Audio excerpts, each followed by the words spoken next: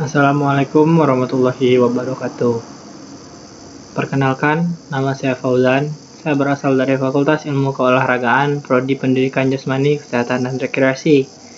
NIM saya 286.403. Di video kali ini saya akan menjelaskan untuk tugas pertemuan 12, yaitu tentang teknik pemaparan dan pembuatan artikel. Sebelumnya saya ingin menjelaskan sedikit tentang artikel.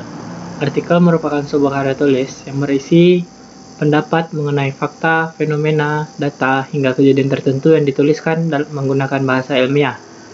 Menurut Kamus Besar Bahasa Indonesia, artikel merupakan suatu karya tulis yang ditulis secara lengkap.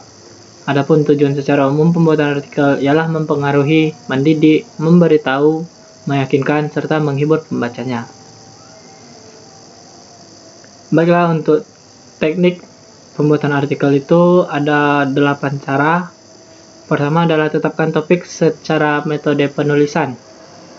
Cara membuat artikel ilmiah yang sukses dan berbobot tentu saja dimulai dengan penentuan topik serta pemilihan metode penulisan yang sesuai dan relevan dengan topik yang diangkat. Sebaiknya topik serta metode yang dipilih pun sudah cukup dikuasai oleh calon penulis artikel ilmiah ini sendiri, agar lebih mudah lagi untuk ke depannya. Kedua, siapkan gambar atau tabel.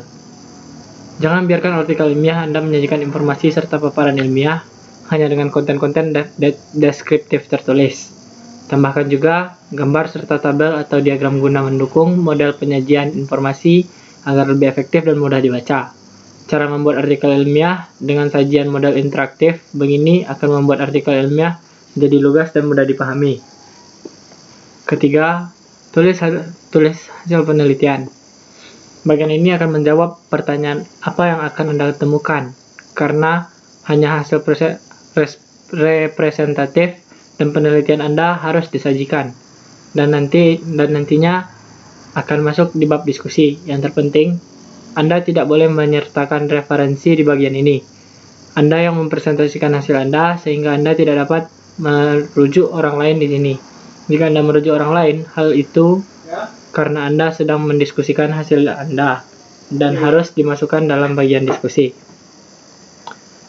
Keempat, paparkan hasil diskusi. Di bagian ini, Anda menjabarkan apa yang didapat dari hasil penelitian.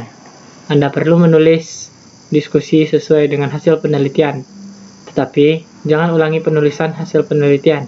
Di sini Anda perlu membandingkan hasil yang dipublikasikan oleh referensi jurnal milik Anda.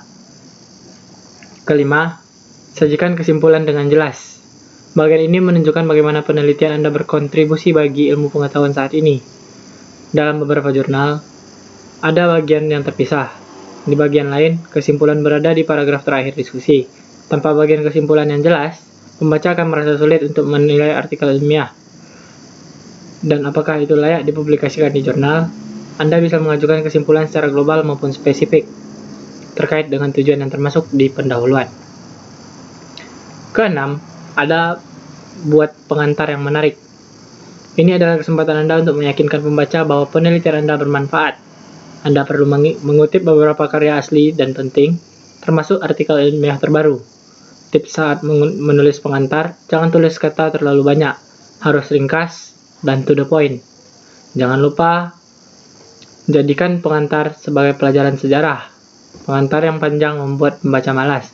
Pendahuluan harus disusun dari era global ke sudut pandang tertentu, membimbing pembaca ke tujuan penulisan artikel. Nyatakan tujuan artikel ilmiah dan strategi penelitian.